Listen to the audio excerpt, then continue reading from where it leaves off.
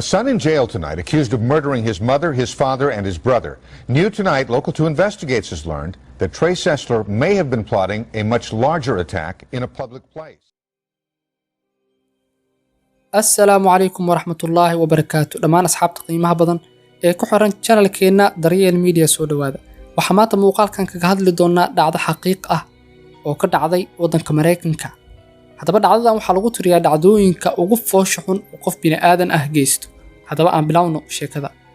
Sheekadan waxay ku socotaa wiil la dhaho Trey Sessler oo magaciisa dhammaystiran la dhaho Trey Eric Sessler. Waxaa sidoo kale lagu magacaabaa Mr. Anim. Waxa uu dhashay August 1989kii. Waa nin sidoo kale YouTuber ah oo aad uga hadla arrimaha animiga iyo qoryaha iyo ciyaaraha fiidiyowga. Si kastaba ha ahaatee waxa uu bilaabay inuu ninkan u muuqdo si inuu dhimirka leeyahay camal.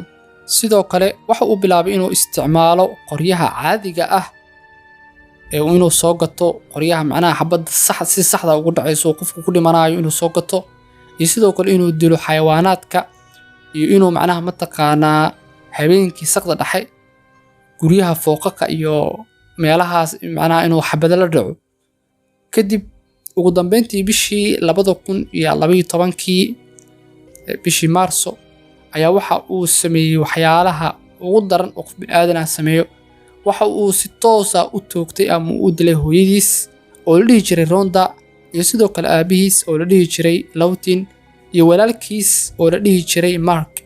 Kadib markii uu falka geystay waxa uu ku qoray darbiga waa maxsabta aan sidan u sameeyay waan jeclahay hooyaday iyo aabahay iyo walaalkay.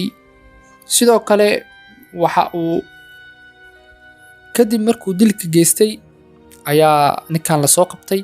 inta la soo qabanna ka hor xataa waxa uu ninkan leeyri waxa uu maleysanayay ama waxa uu rabay in iskool la yiraahdo Warrior Junior High School iskool la dhaho in macnaha mataqaanaa oo 70 qof ka dilo ayuu macnaha qorsheynayay.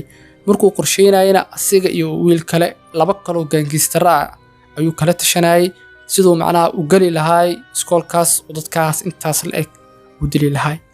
Haddaba ugu dambeyntii ninkii waa la qabtay waana la xiray waxaana lagu xukumay xabsi daa'in forever inuu ku jiri doono macnaha mataqaanaa xabsi daa'in waa dareemi kartaa.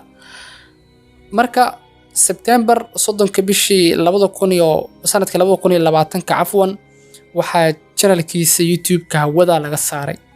Sidoo kale muuqaaladii uu soo dhigi jiray channelkana hawada lagu cunay. Waxa waaye qof jeel ku jiro familkiisa qaar kamid ah ayaa codsaday ninkan in isbitaalna la sii geeyo oo macnaha la daaweeyo. Ugu dambeynna warar ka imaanaya dhankaas iyo xogihii laga soo aruuriyay xogihii aan ka soo aruuriyay ninkan ayaa sheegayo in macnaha ninka isbitaalka la geeyay kadibna xawaaye daawooyin loo soo qoray uu ku fiicnaaday haddana uu xabsiga ku jiro. Macnaha maadaama xabsiga oo la dhahay xabsi daa'in tahay xabsigaas ayuu ku dhamaysanaa. Muuqaalkan halkaas ayuu ku egyahay. fadlan haddii aad ka heshay channelka subscribe noo saar sidoo kale muuqaalkana like saar si aan u soo badano muuqaaladan. Barta commentigana igu reeb haddii aad ka heshay muuqaalkan iyo haddii kale fikradaadana waa in muhiim. Well, hi everybody, it's Mr. Anime here, and I'm recording on my MacBook's web camera, and my MacBook's from like 4 years ago, so the web camera's not that great, so you'll have to bear with me. This is just an update video to let you guys know that I'm going to reward myself with probably a 2 or 3 week break coming up here from YouTube videos, anime reviews in particular. I might do some blog stuff. I want to thank you guys a lot for sticking with me and watching the channel. I got more subscribers than ever. I have more views than ever, and everything is going really good. So I'll probably be putting out some blog videos, like I said, and I hope you enjoy those blog videos. I hope you definitely enjoy those.